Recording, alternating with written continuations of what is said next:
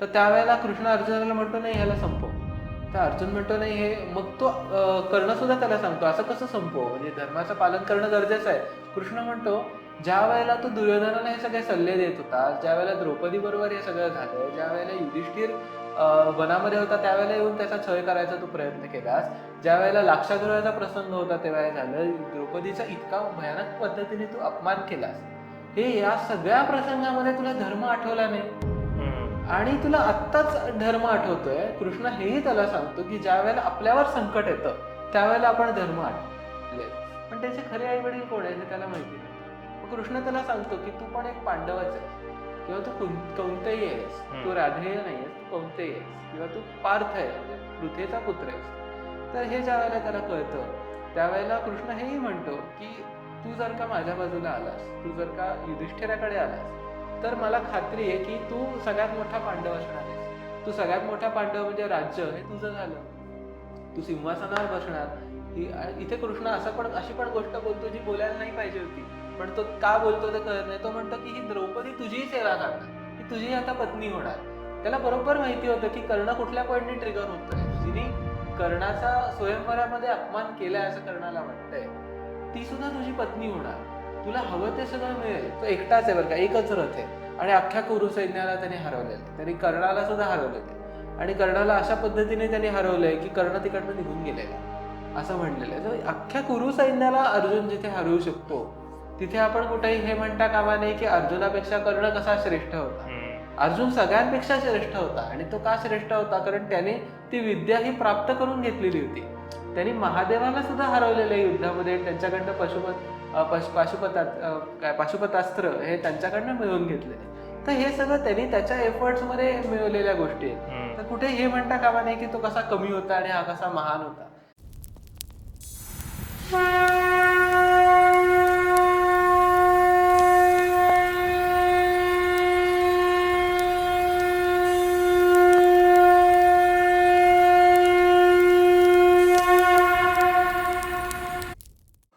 तर मित्रांनो, हा या सिरीजचा 3रा एपिसोड आहे आणि यात तुमचं खूप खूप स्वागत आहे.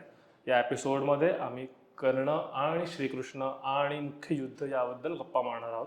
तर आदित्य बरोबर या चर्चा चालूच राहतील, पण तुम्ही सबस्क्राईब करायला विसरू नका. आम्ही आता विषय सुरू करतोय, तर नक्की बघा आणि हा एपिसोड कसा वाटला ते आम्हाला कळवा. सुरू करायच्या आधी फक्त एक श्लोक घेतो Yes. जो आपण महाभारताच्या सुरुवातीला घेतो. नारायणं नमस्कृत्य नरं चैव नरोत्तमं देवीं सरस्वतीं व्यासं ततो जयमुदीरयेत. म्हणजे नरोत्तम अर्जुन, नारायण कृष्ण, सरस्वती म्हणजे जी भाषा ज्याच्यातनं महाभारताचा उद्गम होतोय, आणि व्यास ज्यांनी महाभारत रचलं, या सगळ्यांना नमन करून आपण सुरुवात करूया. तर या श्लोकानंतर मी तुला पहिला प्रश्न विचारतो.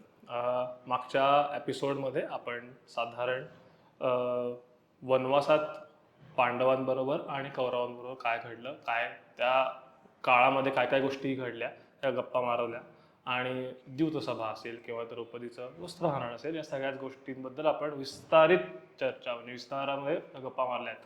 तर आता पुढच्या ज्या गोष्टी, मुख्य गोष्ट घडली ती म्हणजे विराट युद्ध. तर त्याबद्दल प्लीज तू आम्हाला सांग की नक्की तेव्हा काय घडलं. 12 वर्षाचा वनवास हा झाला आणि त्यानंतर आता पांडवांनी ठरवलं की आपण कुठे राहायचं, तर विराटाच्या मत्स्यनगरामध्ये राहायचं. विराट हा राजा होता आणि इथे पण विराटाचा जो सेनापती आहे किंवा जो त्याची जी पत्नी आहे ह्याची विराटाची, ती सूत आहे बरं का, तिचं नाव सुलक्षणा. तर आता 12 वर्षांचा वनवास हा झालेला आहे आणि आता 1 वर्षाचा अज्ञातवास हा पांडवांना करायचा आहे. तर अशा ठिकाणी राहायचं आहे जिथे कौरव त्यांना शोधू शकणार नाही. म्हणून ते काय ठरवतात की आपण विराट जो राजा आहे त्याच्या नगरीत जाऊन राहू. त्याच्या राज्याचं नाव मत्स्यदेश असं आहे आणि मुळात इथे त्याची जी पत्नी आहे ती पण सूत आहे बरं का, सूत कम्युनिटी मधली येते आणि तिचा जो भाऊ आहे त्याचं नाव आहे कीचक. आणि तो कीचक या अख्ख्या राज्याचा सेनापती, म्हणजे राज्य चालवतोय कीचक, राजा फक्त बसलाय, तर तो विराट असा तो राजा आहे. आणि तिथे पांडवांनी आता अज्ञातवास हा त्यांचा आपण इकडे पार पाडू असं म्हणून ते आले. तर युधिष्ठिर हा त्या राजाचा मंत्री झालेला आहे. द्रौपदी ही सैरांद्री म्हणजे मेकअप जी करते राणीची अशी ती झालेली आहे. त्याचबरोबरीने मग आता भीम हा वल्लव म्हणून झालाय जो जेवण बनवतो. नकुल आणि सहदेव हे म्हणजे नकुल जो आहे तो घोड्यांचं रक्षण करणं किंवा घोड्यांचं मेंटेनन्स करणं हे असं करतोय. सहदेव जो आहे तो गाई गुरांचं मॅनेजमेंट करतोय. आणि अर्जुन हा बृहन्नलेच्या रूपात आहे. बृहन्नला म्हणजे बेसिकली जो पुरुष नाही आणि स्त्री नाही, आणि ती राजाचं जी पुत्री आहे राजाची उत्तरा, तिला तो डान्स लेसन्स हा अर्जुन तिथे देतोय, किंवा त्या एंटरटेनमेंटच्या त्या कम्युनिटीमध्ये किंवा ग्रुपमध्ये हा अर्जुन तिथे आहे. अशा पद्धतीने ते त्या मत्स्य देशामध्ये असिम्युलेट झालेत आणि ते आता तिथे राहतात. तर आता ज्या वेळेला लक्षात येतं की पांडव कुठेही नाहीये आणि शेवटचा जो उरतो तो म्हणजे मत्स्य देश, आणि तो पण कौरवांच्या लक्षात कसं येतं, कारण त्याचा जो सेनापती आहे कीचक, त्याला भीम मारून टाकतो. कारण तो कीचकाची वाईट नजर द्रौपदीवर असते, आणि हे ज्यावेळेला भीमाला कळतं त्यावेळेला भीम त्याला मारून टाकतो. कसा मारतो, काय मारतो ती खूप मोठी गोष्ट आहे, पण तो त्याला संपवतो. हे ज्या वेळेला हस्तिनापुरात लक्षात येतं तेव्हा असं असतं की ओके, कीचकाला मारणं हे इतकं सोपं नाहीये आणि भीम हा मारेल असं वाटतंय. कारण त्या एका वर्षाच्या पिरियडमध्ये मत्स्य देशाची डिप्लोमॅसी सुद्धा खूप वाढलेली असते. मत्स्य देश हा खूप चांगला परफॉर्म करायला लागला असतो, कारण युधिष्ठिर हा ऍडवायझर झालेला असतो की त्या विराटाचा. तर अचानक एका पद्धतीत एवढं हे राज्य कसं काय वाढलं, इथेच पांडव असणार हे म्हणून दुर्योधन आणि हे सगळे युद्ध करायला विराटाच्या राज्यात येतात. आता त्यावेळेला असा प्रसंग घडतो की राज्यावर तिथं हल्ला चाललाय, तर त्याचबरोबर आता राज्यावर हल्ला झाला असताना सगळे एका बाजूला डायव्हर्ट केलेले आहेत. विराट, भीम हे सगळे एका बाजूला गेलेत, कुरु सैन्य सगळं समोर आहे.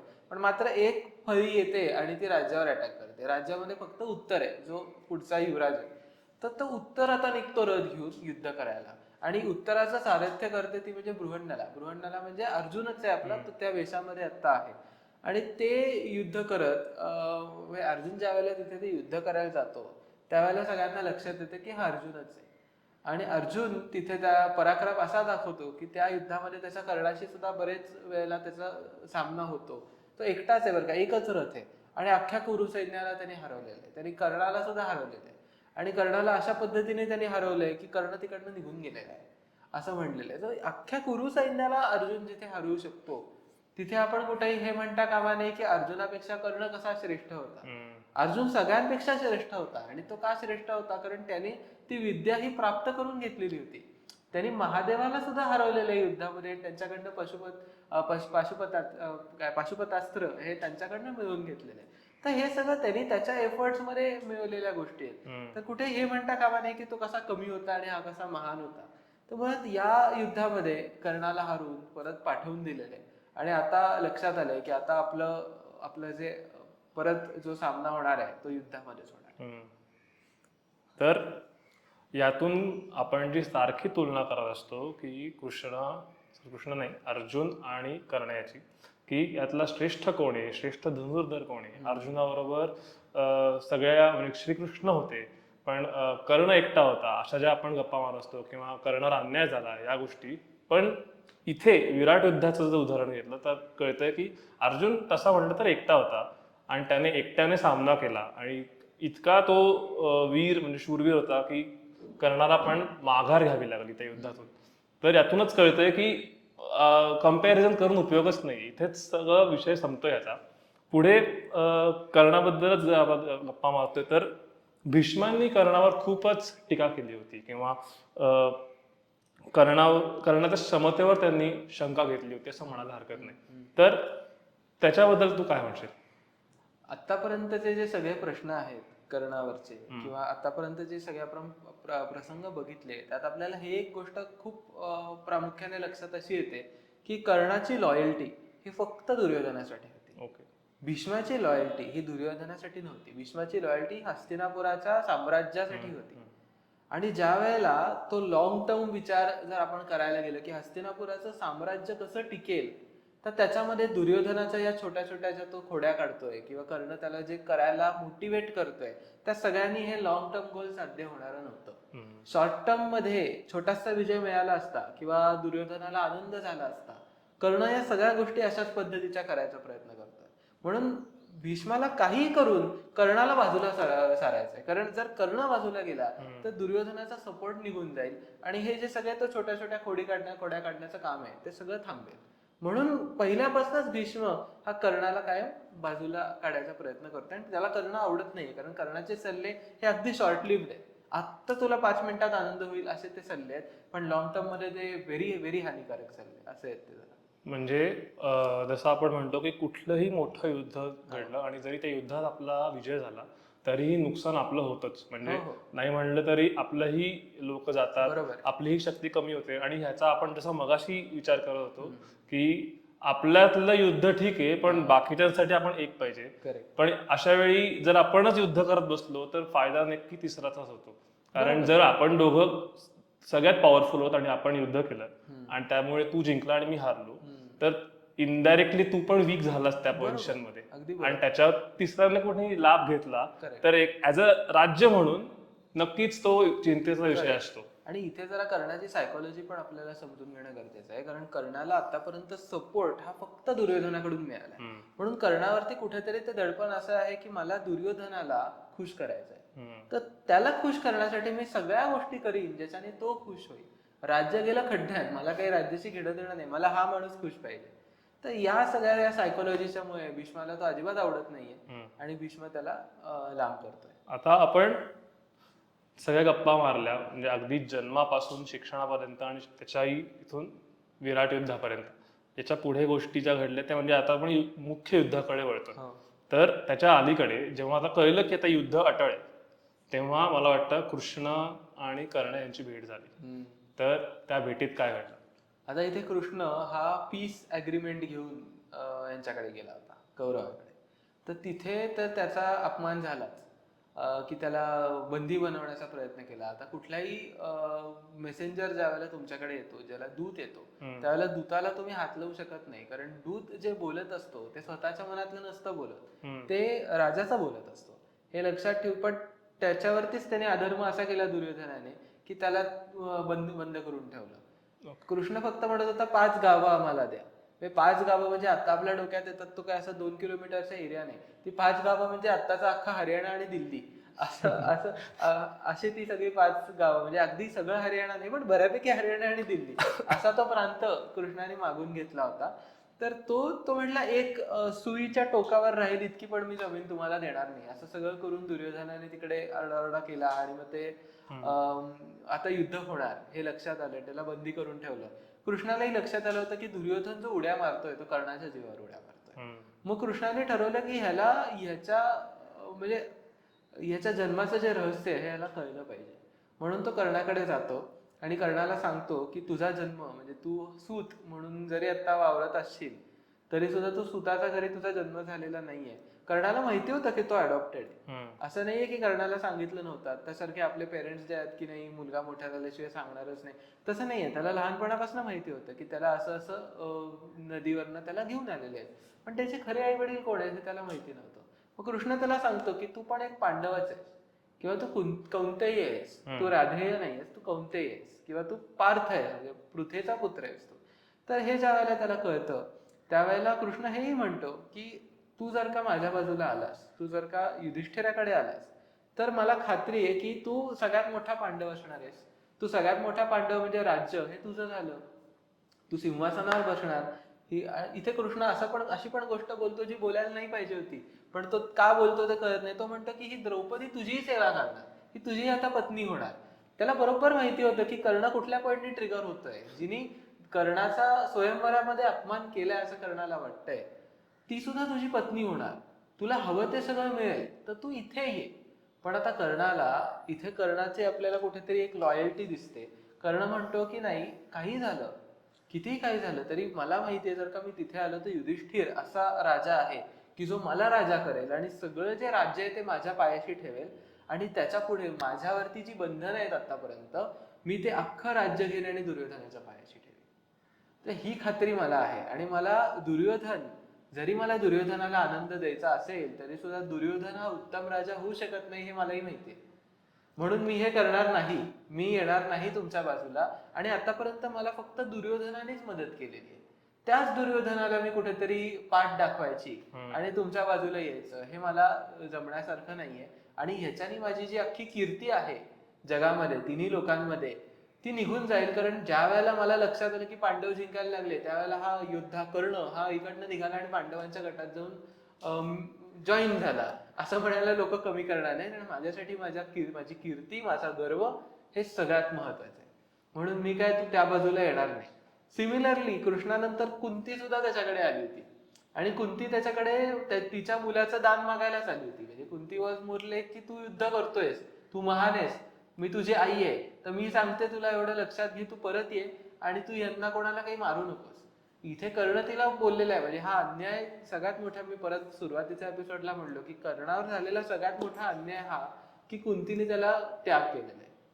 कर्ण तिला म्हणतो की तू इतके इतके दिवस कुठे होतीस, ज्या वेळेला माझा जन्म झाला मी, म्हणजे असं नाहीये की त्याचं अख्खं आयुष्य कुठेतरी वाईट अवस्थेत गेलेलं आहे, पण मला जो हक्क मिळायला पाहिजे होता तो मला त्याच वेळेला मिळाला असता ना. तू आत्ता येऊन मला हे का सांगतेस, आणि का सांगतेस कारण असं दिसतंय की मी तुझ्या पुत्रांना कुठेतरी संपवीन, अशी तुला भीती वाटते म्हणून तू येऊन माझ्याकडे दान मागतेस का. कुंती सुद्धा पांडवांचाच विचार करत कर्णाकडे आलेली होती. तर तिथे सुद्धा कर्णाने तिला हेच सांगून परत पाठवलं की बरं चल ठीक आहे, तू माझी आई आहेस म्हणून एक गोष्ट मी तुला देतो, तुझे 5 पुत्र या युद्धानंतर जिवंत राहतील हे मी तुला सांगतो. म्हणजे इधर मी मरीन किंवा अर्जुन मरेल, एक कोणीतरी याच्यातलं, मी बाकी तुझ्या पुत्रांना मारून नाही टाकणार, असं म्हणून ती दयाच्या भावाने त्यांनी. पण मुळात मेन महाभारतात युद्धात भीमाने बऱ्याचदा कर्णाला हरवलेलं आहे बरं का. म्हणजे असं नाही की कर्ण ह्या सगळ्यांना मारू शकत होता आणि सोडून दिलंय, पण त्याने युधिष्ठिर एकदा त्याच्या हातात आलेला त्याने सोडलेला आहे. म्हणजे हे वचन, हे प्रण त्याच्या डोक्यामध्ये होतं आणि अर्जुन सोडून त्याने कोणालाही मारून नाही टाकणार हे सांगितलेलं आहे कुंतीला तिथे. यात आपल्याला हेच कळतं की श्रीकृष्ण जेव्हा कर्णाला भेटतात किंवा पुढे ज्या गोष्टी घडतात आपण जास्त गप्पा मारल्या त्यातून युद्ध कसं टाळता येईल, किंवा जर कर्णच आपल्या बाजूने आला तर युद्ध न होताच आपण जिंकू. एक्झॅक्टली. आणि हेच आपला अल्टिमेट गोल आहे की कशाला ना मग एवढं मोठं सैन्य गोळा करायचं, युद्ध व्हायचं, त्यात आपली हानी होणार, त्यांची हानी होणार आणि यातून निष्पन्न काहीच मिळणार नाही. बरोबर आहे. तर युद्ध टाळता आलं तर बेस्टच आहे. करेक्ट. तर ह्या सगळ्या गोष्टींनी श्रीकृष्णाने विचार केला असावा आणि अगदी अगदी सगळ्या गोष्टी त्याने ट्राय केल्या. म्हणजे साम दाम दंड भेद जे असं म्हणतो, सगळ्या टॅक्टिक्स वापरून बघितल्या की कर्ण आपल्याकडे जर आला तर मात्र निश्चित विजय आहे आणि मग कदाचित युद्ध पण टाळता येईल. कदाचित नाही, 100% दुर्योधनाला दुसरा कोणीच नाहीये पाठिंबा द्यायला. कारण हे जर त्याला कळलं असतं दुर्योधनाला की कर्णच तिकडे गेलाय तर मग त्याने युद्धच नसतं केलं आणि टर्म्सवर तो ऍग्री झाला असता. तर पुढे यातून मग पुढचं जे सगळ्यात इम्पॉर्टंट गोष्ट घडते ती म्हणजे ती त्याला कर्णाची कवच कुंडलं काढून घेतली जाते आणि त्यात तो कसा दानवीर आहे असं आपण म्हणत असतो. आणि अगदीच आपण आज पण कोणी जर फार दिलखुलास खर्च केला तर आपण त्याला म्हणणं असतो की तो कर्णासारखा दानवीर आहेस का तू. तर ही जी म्हण आपण आता म्हणतो तर त्याच्या मागचं तथ्य काय आहे ते प्लीज. Very good question. कारण ह्याच्याने कर्णाची अख्खी पर्सनॅलिटी परत डिफाईन आपल्याला करता येते. आता कवच कुंडल म्हणजे काय हे मी तुम्हाला सांगतो.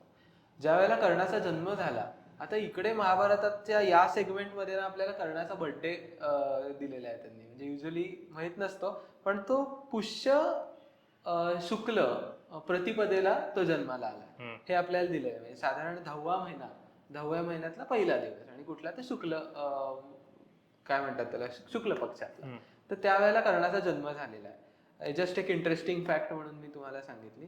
पण मात्र जन्म झाल्यावरती कुंतीने त्याच्यासाठी कवच आणि कुंडला मागून घेतली आणि कारण हा खूप महान व्हावा या जगामध्ये असं म्हणून तिने सूर्याकडून मागून घेतली. आणि ती कवच कुंडल म्हणजे अशी होती की ती अमृतात बुडालेली असं सूर्य म्हणालेला होता. म्हणजे ती कर्णाने ज्या वेळेला ती कर्णाच्या शरीरावर आहेत, कर्ण मरून नाही जाऊ शकणार किंवा कोणीतरी त्याला मारून नाही टाकू शकणार आहे. ह्याच्याने आपल्याला लक्षात येतं की अनेकदा जे अर्जुनाने कर्णाला हरवलंय ते कर्णाला हरवणं शक्य होतं कारण त्याची ती स्किल तितकी नसेल, पण त्याला कोणी मारून नव्हतं टाकू शकत. पण आता इथे ज्या वेळेला युद्ध होत आहे त्यावेळेला जर कर्ण मेलाच नाही तर युद्ध संपणारच नाही हे माहिती असल्यामुळे इंद्र जो अर्जुनाचे जे वडील आहेत, हे काय अर्जुनाने सांगितलं नव्हतं इंद्राला करायला, पण इंद्राने कवच कुंडला मागायला तो कर्णाकडे यायला निघाला. हे सूर्याला कळालं जे कर्णाचे वडील आहेत आणि हा पण प्रसंग युद्धाच्या वेळेला झालेला नाहीये जसं टीव्हीवर दाखवतात. हा प्रसंग आधी झालेला आहे. म्हणजे ज्या वेळेला 12 वर्षाचा वनवास सुरू आहे त्यावेळेला हा प्रसंग झालेला आहे. कारण त्यांना देवांना माहिती होतं की आता युद्ध होणार आहे. तर त्यावेळेला सूर्य एक दिवशी कर्णाच्या स्वप्नात आला असं म्हणतात. आणि कर्णाला सांगितलं की तू उद्या ज्या वेळेला तो माध्यान्हाच्या वेळेला दानधर्म करायला जायचा, तू उद्या ज्या वेळेला उभा राहशील, ज्या वेळेला मी सूर्य डोक्यावर आहे त्यावेळेला तो ते करायचा दानधर्म. आणि तो त्याच्या कीर्ती वाढवण्यासाठी करायचा. किंवा दानधर्म का करावा, तर त्याच्याने आपली कीर्ती ही तिन्ही लोकांमध्ये जाते. की कर्ण हा कसा आहे, तर हा दानशूर आहे, हा लोकांनी जे जे त्याला मागतात तो त्यांना त्यांना देतो.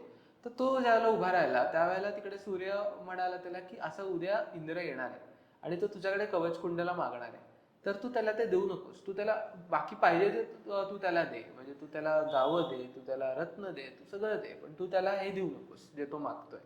कर्ण म्हटलं हे मी करणार नाही, मी देणार.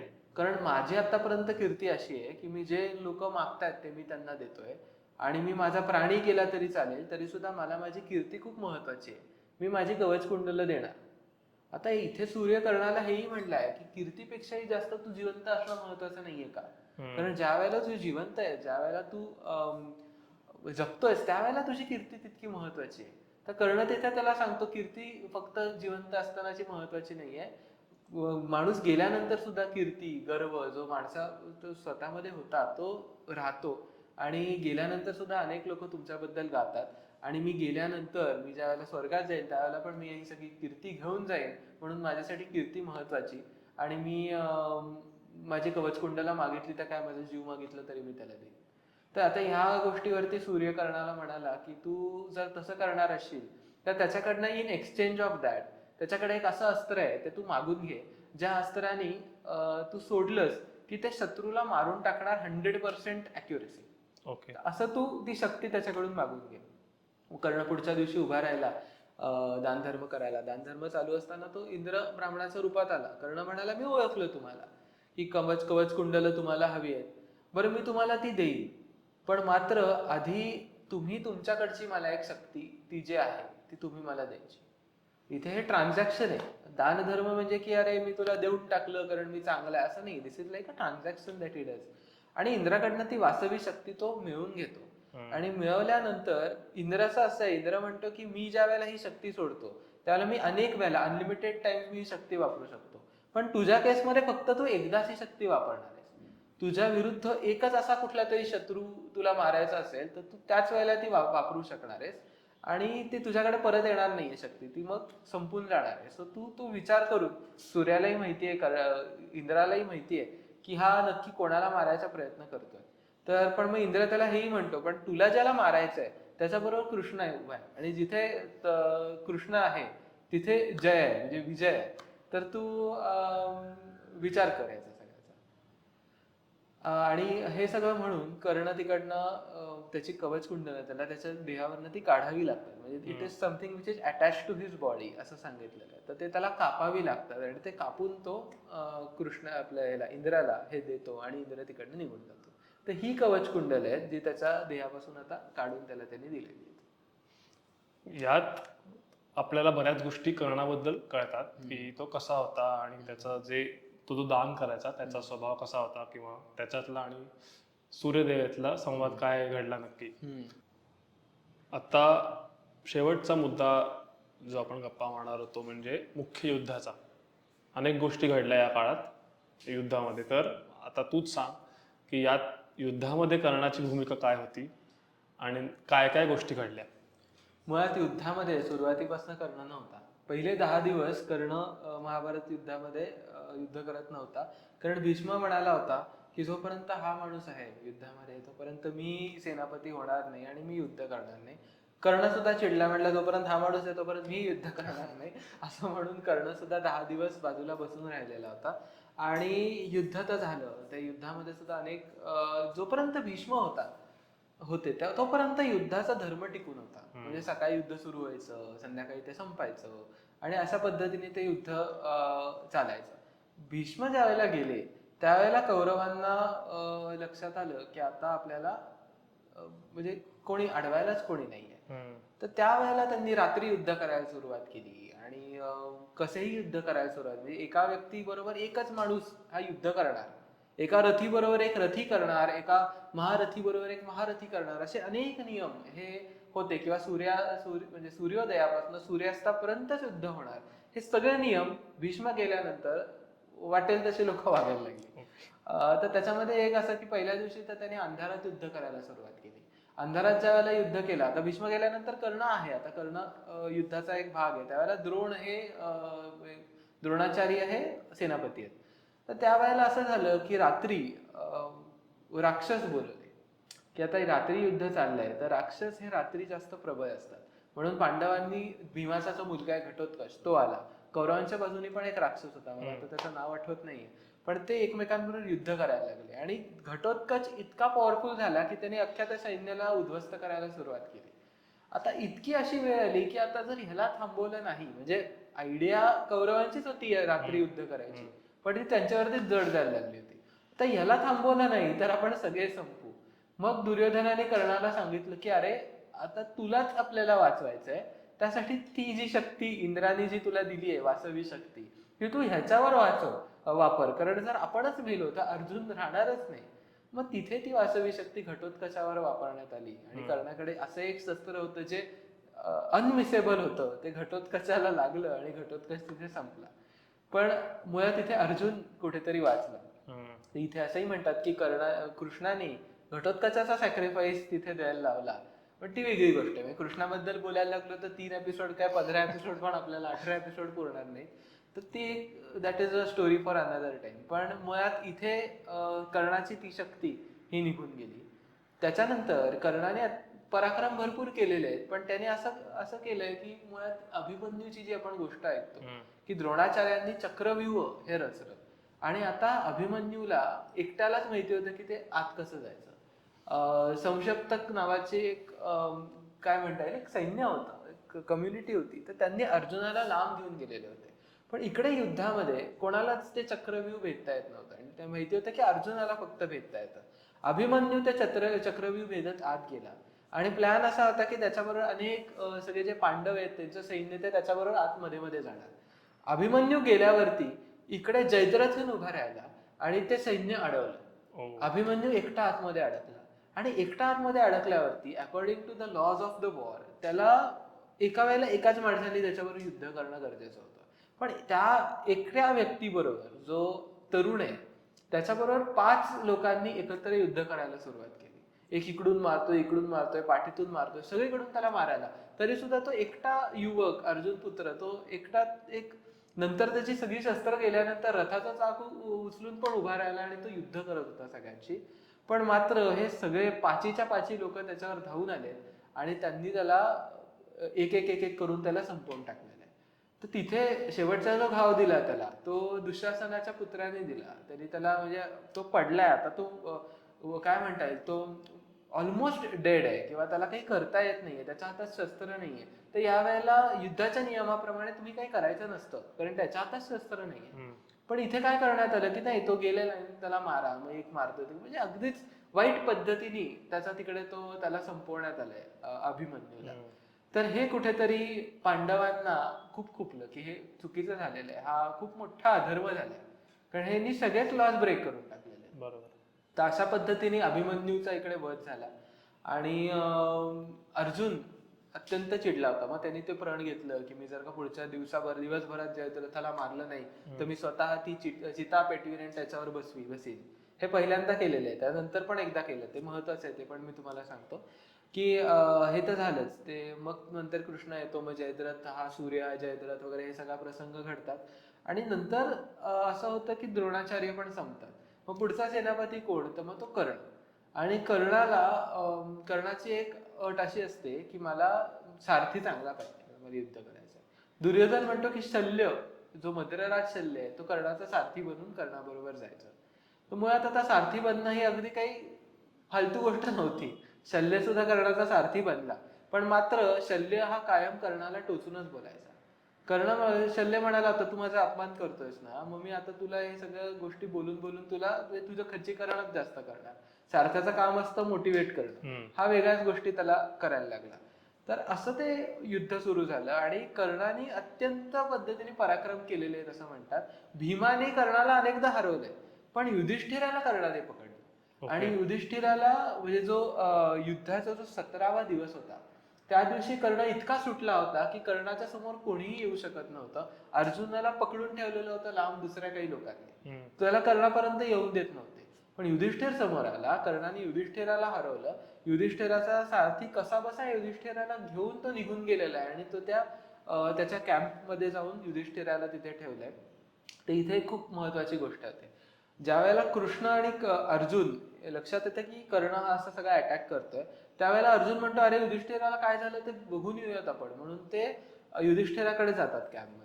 आणि तिथे गेल्यावरती युधिष्ठिर आणि अर्जुन समोरासमोर येतात. युधिष्ठिर एकदम म्हणतो अरे बा तू खूपच मोठी गोष्ट केलीस, तू त्या कर्णाला हरवलंयस आणि तू माझ्या आता समोर आलायस. तर अर्जुन त्याला म्हणतो नाही हो, अजून मी कर्णाला हरवलेलं नाहीये. मग त्याच्यावर युधिष्ठिर म्हणतो काय उपयोग तुझा, काय उपयोग तुझ्या त्या गांडीव धनुष्याचा, जो इतका आपल्या युद्ध इतका करतोय, आपल्या सगळ्या लोकांना मारायचा प्रयत्न करतोय, त्याला तुझा गांडीव धनुष्य टाकून दे सगळं, खड्ड्यात टाक असं वगैरे सगळं त्याला तो म्हणतो. मग अर्जुन धनुष्य उचलतो आणि तो बाण चढवतो आणि युधिष्ठिराकडे पॉइंट करतो. मग कृष्ण येऊन म्हणतो काय झालं बाबा तू हे काय करतोय. नाही म्हणे माझा प्रण आहे की जो माझ्या गांडीवाचा अपमान करेल त्याला मी संपवणार. हा माझा प्रण आहे, मी काहीच करू शकत नाही. तो माझा भाऊ असेल तर काय मी त्याला मारणार. मग इथे कृष्ण डोकं धरून बसतो, अरे इथे चाललंय काय, तुम्ही करताय काय. मग तिकडे त्यांनी एक असं त्याला सांगितलं की हे बघ, तुला जर का ह्याला मारायचंय ना, मान्य आहे मला, त्याचा अपमान कर, त्याचे सगळे आतापर्यंतच्या चुका त्याला आठवण करून दे, त्याला त्याच्या नावाने हाक मार. म्हणजे आपण आता दादा वगैरे म्हणतो, आता आपल्याकडे काही तसं राहिलेलं नाहीये, पण त्यावेळेला मोठ्या भावाला नावाने हाक मारणं हा पण त्याचा अपमान होता. किंवा तू त्याचा अपमान केलास याचा अर्थ की तू त्याला मारून टाकलेला तू त्याचा जो सगळा गर्व आहे तो सगळा मारून टाकलास. So it is symbolically him dying. तर तू हे कर.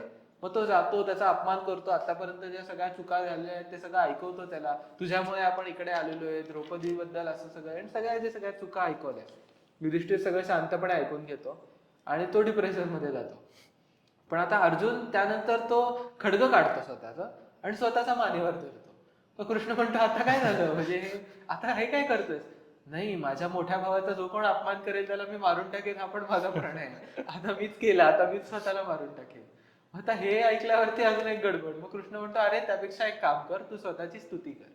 म्हणजे दिस इज लाईक अ थिंग की तू स्वतःची ज्या वेळेला स्तुती करतोस त्यावेळेला तू तुझा अहंकार वाढवतोस, त्यावेळेला तू स्वतःला मारून टाकण्यासारखं ते इट इज कम्पॅरेबल टू दॅट. तू स्वतःची स्तुती करायला सुरुवात कर. मग अर्जुन तिकडे स्वतःची स्तुती करायला सुरुवात करतो की मी इतका महान आहे, मग मी त्या कालके यांना सुद्धा हरवलंय, मी शंकराला हरवलंय आणि हे सगळ्या इंद्राला मदत केलेली आहे, किरीटीने मी, धनंजय मी, अशी सगळी नावं त्याची तो तिकडे सांगतो आणि म्हणतो की मी खूप महान आहे.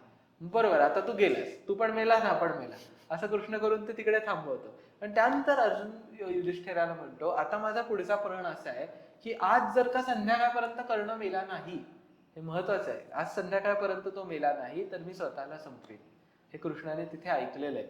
आता अर्जुन आणि कर्ण हे एकमेकांच्या विरुद्ध असे येऊन उभे राहिलेले आहेत आणि त्यांचं खूप मोठं युद्ध चाललेलं आहे आणि वेगवेगळे शस्त्र येत आहेत आणि मोठमोठे असे दिवे येत आहेत, लाईट येत आहेत, आवाज येत आहेत, हे सगळं त्यांचं ते युद्ध टीव्हीवर बघतो आपण, त्याच पद्धतीने ते चाललंय.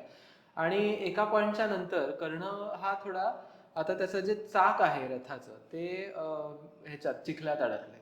मग तो शल्याला म्हणतो, शल्य त्याचा सारथी आहे, की हे काढून दे. म्हणतो मी नाही काढून, असली कामं मी करत नाही, तुला काढायला तू काढ. तर हे ऐकल्यावरती तो अर्जुनाला म्हणतो तू थांब, तू धर्माचं पालन करणार आहेस ना, तुला माहितीये ना धर्म काय सांगतो, ज्या वेळेला माझं असं चाक अडकलंय तू अजून माझ्यावर शस्त्र कसे काय उचलतोस, तर तू थांब मी हे करतो. मग तो खाली उतरतो आणि ते करायला जातो. तर त्यावेळेला कृष्ण अर्जुनाला म्हणतो नाही ह्याला संपव. तर अर्जुन म्हणतो नाही हे, मग तो कर्ण सुद्धा त्याला सांगतो असं कसं संपव, म्हणजे धर्माचं पालन करणं गरजेचं आहे.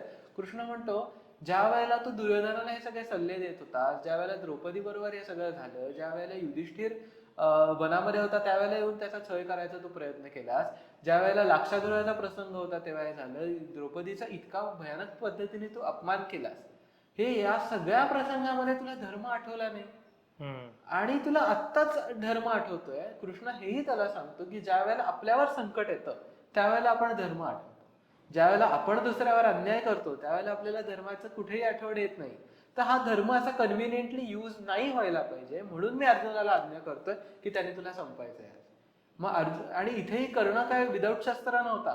कर्ण चिडला त्याच्यावर, कर्णाने स्वतःचा धनुष्य काढला आणि तो अर्जुनावरती प्रहार करायला सुरुवात केली. म्हणजे आता टीव्हीवर जे आपल्याला दाखवतात की तो बसलाय आणि बाबा मार मला, असं नाही झालेलं, तोही त्याला मारतोय. मग अर्जुनाने तो त्याचा एक बाण काढला आणि त्याने तो मंतरला आणि तो कर्णावर सोडला. त्यावेळेला कर्णाचं मस्तक हे जमिनीवर पडलं आणि तिथे कर्णाचा अंत झालेला आहे. पण कर्ण शेवटपर्यंत हातामध्ये शस्त्र घेऊनच होता आणि अर्जुनाला मारण्याच्या याच्यावरच होता तो. तर अशा पद्धतीने कुठेतरी अंत झालाय. पण आता आपल्याला ऐकवताना की कसा तो निहत्ता असताना त्याचा, मूळ महाभारत तुम्ही वाचलं तर तुम्हाला या सगळ्या गोष्टींचं जस्टिफिकेशन कळतं. मूळ महाभारतात कर्ण आणि अर्जुन हे कॉम्पिटिशन जरी असलं तरी सुद्धा कर्ण हा महाभारतामध्ये विलन म्हणूनच आपल्याला दाखवण्यात आलेला आहे. आता आपण पूर्ण युद्धाबद्दल ज्या ज्या गोष्टी घडल्या त्याबद्दल गप्पा मारल्या. त्याबद्दल ज्या अनेक गैरसमज आहेत आपल्या सगळ्यांच्या डोक्यामध्ये, ते आय होप तुमचे सगळे दूर झाले असतील. कारण अगदी लहान वयापासून आपल्याला ज्या गोष्टी सांगितल्या जातात त्या चुकीच्या असतात, किंवा त्यात बऱ्याच गोष्टी त्यात मिक्स केल्या जातात, त्या प्युअर नसतात. सो आम्ही ज्या गोष्टी आता गप्पा मारतोय तो हाच प्रयत्न आहे की खरं महाभारत काय आहे ते तुमच्यापर्यंत पोहोचवावं, आणि ही कर्णाची गोष्ट आहे. आता मी शेवटच्या प्रश्नाकडे, तो जो इम्पॉर्टंट आहे माझ्या दृष्टीने आणि मला वाटतं तुम्हालाही आवडेल, की जर, आता हे जर तरचा प्रश्न आहे, जर कर्णाने आयुष्यात फक्त एक निर्णय बदलला असता तर महाभारताचं वेगळं रूप आपल्याला दिसलं असतं का? म्हणजे आज इतिहासात सगळ्यात मोठा खलनायक आपण त्याला म्हणतोय, त्याला कदाचित नायक म्हणून बघता आलं असतं का? काय वाटतं? नायक म्हणून कुठला निर्णय चुकला असं वाटतंय? म्हणजे बरेच एकतर त्याने दुर्योधनाला सपोर्ट केला तिथे, किंवा मी तर म्हणतो की कृष्णाने जेव्हा कर्णाला एक चान्स दिला होता की तू आमच्याकडे ये, तो निर्णय. आणि असे अनेक गोष्टी घडल्या महाभारतात की ज्यात त्याने एक सामंजस्याने एक विचार करून निर्णय घेतला असता, तू वेगळा निर्णय घेतला असता तर आपल्याला काही वेगळं महाभारत बघता आलं असतं का? असं काय वाटतं तुला? जर का त्याने तो निर्णय घेतला असता तर महाभारत युद्ध झालं नसतं, पहिली गोष्ट. दुसरी गोष्ट म्हणजे तो निर्णय घेऊ शकणार नव्हता, कारण कर्ण हा फक्त स्वतःच्या मॉरॅलिटीवर चालत नव्हता. त्याच्यावर ते कुठेतरी बंधन सुद्धा होतं की दुर्योधनाने त्याचा एवढ्या सगळ्या लोकांसमोर त्याला तो त्या पोझिशनला घेऊन गेलाय. तर तो कुठेतरी अटॅच पेक्षा पण एक ऑबलाइज्ड ज्याला आपण म्हणतो तसा दुर्योधनाकडे होता. He was morally obliged. तो काही करू शकत नव्हता दुसरं. त्याचा कुठलाही वेगळा निर्णय म्हणजे दुर्योधनाला खाली पाडणं असाच झाला असता. आणि मुळात वेदव्यासांना आपल्याला दाखवायचंच हे आहे की इतका पॉवरफुल शत्रू, किंवा तुम्ही म्हणजे जर का वाईटच असाल किंवा तुम्हाला काही कळतच नसेल तर तुम्ही विलनच असता, किंवा त्याच्यानी खूप काही सोसायटीचं भलं होतच नाही. पण मात्र जर का तुमच्याकडे अक्कल असेल, तुमच्याकडे धर्माचं ज्ञान असेल, तुमच्याकडे ते सामर्थ्य असेल, आणि तरी सुद्धा जर का तुम्ही दुसरी बाजू किंवा चुकीची बाजू ज्या वेळेला तुम्ही निवडता त्यावेळेला या संसारासाठी ते अजून हानिकारक कुठेतरी ठरतं. हे वेदव्यासांना कुठेतरी आपल्याला कर्णाच्या भूमिकेतून दाखवायचं होतं. आणि कर्णासारखं होऊ नका, किंवा कर्णाने ज्या ज्या चुका केल्या त्या तुम्ही करू नका, हे कुठेतरी आपल्याला त्यांना आपल्याला सांगायचं होतं. पण मात्र आता आपण ज्या वेळेला बघतो, आपण जे पुस्तकं वाचतो त्याच्यामध्ये कुठेतरी तुम्ही कसे कर्णासारखे व्हा हे जास्त दाखवलं जातं. किंवा तो पोर्शन ऑफ द सोसायटी ज्याला निग्लेक्ट केला जातो तो स्वतःला, किंवा असे म्हणजे असं लोकच म्हणून घेतात की आम्हाला निग्लेक्ट केलं जातं आणि आम्ही कर्ण आहोत, किंवा आमचा हिरो आता कर्ण आहे असं म्हणून ते कुठेतरी सांगायला लागतात. तर त्याच्याने असं होतं की ठीक आहे तुमचा हिरो कर्ण आहे, पण तुम्हाला कर्णाची गोष्ट तरी माहितीये का? किंवा त्याच्यात आपण त्या फ्रेमवर्क मध्ये, म्हणजे माझा म्हणायचा हेतू असा आहे की आत्ताच्या पॉलिटिकल सिनॅरिओ मध्ये आपण त्यावेळेचा पॉलिटिक्स आणायचा प्रयत्न करतोय, आपण त्यावेळेचा कर्ण इथे आणायचा प्रयत्न करतोय. कर्ण तसा नव्हता, किंवा त्यावेळेला त्याला आता जे काही अन्याय काही लोकांवरती घडले गेले काही वर्ष, तसे काही अन्याय कर्णावरती घडलेले नाहीयेत. मुळात मी तर म्हणतो की अन्याय हा कर्णावरती एकच घडला, जसं मी सारखा म्हणतो अख्खे पुढचे जे सगळे अन्याय आहेत ना महाभारताचे ते पांडवांवर घडले. म्हणजे आपण तुम्हाला करायचंच आहे कम्पेअर कर्ण वर्सेस अर्जुन, तर हे लक्षात घ्यायला पाहिजे की कर्ण त्याचं अख्खं आयुष्य हे मखमाल्यांच्या गाद्यांवरती आराम करून त्याने ते केलेलं आहे. तो मोठ्या मोठ्या महालांमध्ये राहिलेला आहे. जरी तो सुताच्या घरी जन्माला आलाय तरी सुद्धा त्याने अख्खं उपभोगलंय, ते राजासारखंच उपभोगलंय. पण पांडव जे खरंच होते राजाची पुत्र, म्हणजे सगळ्यात पॉवरफुल राजाची पुत्र होती, त्यांचा जन्म हे वनामध्ये झाला.